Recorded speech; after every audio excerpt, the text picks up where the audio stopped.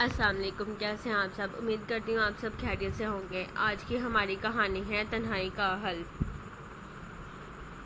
بلکہ اس ریاض یورپ کے قیام کے زمانے کی بات ہے۔ میں لندن میں اپنی سہیلی کے پاس ٹھہری ہوئی تھی۔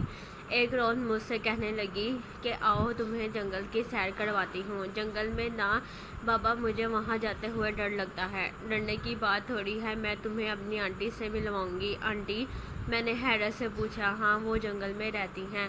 تو کیا وہ اکیلی جنگل میں رہتی ہیں؟ کچھ لوگ اور بھی ہیں مگر وہاں بہت کم گھر ہیں۔ اچھا، میں بے دلی سے اس کے ساتھ اپنی سہیلی کی آنٹی گریس سے ملنے کے لیے چلی گئی تھی۔ 1 گھنٹے کی ڈرائیو پر جنگل آ گیا تھا۔ ہم دونوں ایک چھوٹے سے گھر میں آنٹی گریس کو ڈھونڈنے لگی تھی۔ وہ باورچی خانے میں چائے کا اہتمام کر رہی تھی۔ شاید انہیں ہماری آمد کی اطلاع مل چکی تھی۔ جاری ہے، وہ خوشی خوشی باورچی خانے سے باہر سے نکل کر ہم دونوں سے ملی۔ آنٹی گریس، یہ میری دوست پاکستان سے آئی ہیں۔ ویلکم مائی ڈارلنگ، انہوں نے میرا منہ چومتے ہوئے کہا۔ ہم دونوں اس وقت لونگ روم میں بیٹھی تھیں۔ آنٹی گریس چائے بنا کر لے آئی تھیں، ساتھ چاکلیٹ اور بسکٹ بھی تھے۔ چائے پیتے ہوئے میں نے سارے گھر کا جائزہ لینا شروع کر دیا تھا۔ سنسان گھر، اور وہ بھی اس گھنے جنگل میں 3-4 گھروں میں سے ایک تھا۔ کچھ فاصلے پر 3-4 گھر اور بھی تھے۔ اکثر شکاری وہاں آ کر ٹھہرتے تھے۔ ان گھروں میں سوائے چوکیداروں کے اور کوئی نہیں رہتا تھا، مگر یہ بوڑھی خاتون اتنی بہادر تھی کہ وہ اکیلی اس گھر میں رہ رہی تھی۔ سارے گھر میں سناٹا چھایا ہوا تھا۔ مجھ سے رہا نہ گیا اور میں نے پوچھ ہی لیا تھا۔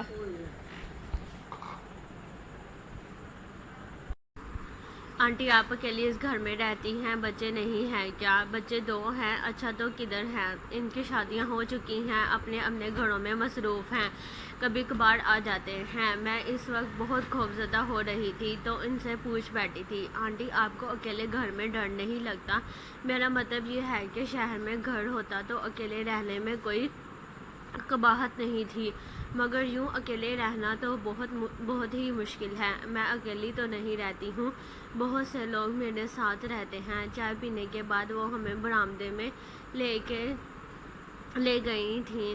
کمرے سے ایک سیٹی اٹھا لائی تھیں اور سیٹی کو بجانا شروع کر دیا تھا۔ ابھی چند ہی لمحے گزرے ہوں گے تو بہت سارے پرندے آ کر ان کے کندھوں پر بیٹھ گئے۔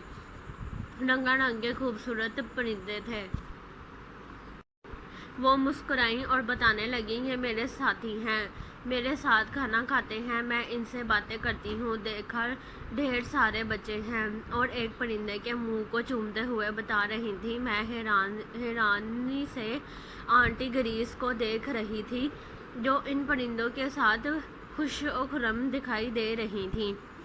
میں حیرانگی کو دیکھتے ہوئے وہ مجھ سے گویا ہوئی، نہ صرف پرندے میرے بچے ہیں بلکہ وہ 2 بلیاں اور 2 کتے بھی ہیں۔ میں پریشان ہو گئی تھی، پوچھ ہی نہ سکی تھی ان گھنے جنگل میں اکیلے رہنا، اور وہ بھی بوڑھی خاتون کا۔ یہ بات میرے لیے بہت ہی حیران کن تھی۔ صرف پرندوں کو اپنی اولاد بنایا ہوا تھا۔ آنٹی گریس نے 2 بلیوں کو بلایا اور وہ چپ چاپ آ کر ان کے قریب بیٹھ گئی تھیں۔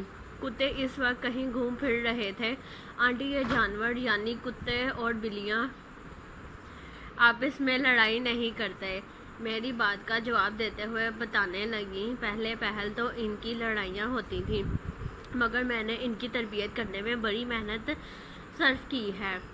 اب اتنے مہذب اور منظم ہو گئے ہیں کہ جو ہی لڑنے کی کوشش کرتے ہیں تو میرا اشارہ پاتے ہی خاموشی سے اپنی جگہوں پر بیٹھ جاتے ہیں۔ مجھے تو رہ کر خیال آ رہا تھا، ایک انسان کی تربیت میں خاصاً وقت درکار ہوتا ہے، مگر اس نے جانوروں اور پرندوں کی تربیت کی ہوئی تھی۔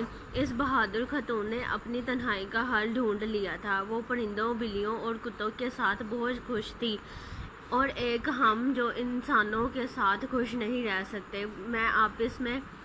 میں واپس آتے ہوئے سوچ رہی تھی کہ اس دنیا میں طرح طرح کے لوگ بستے ہیں، ایک خدا ہی ہے جو انسانوں کو جینے کا موقع دیتا ہے۔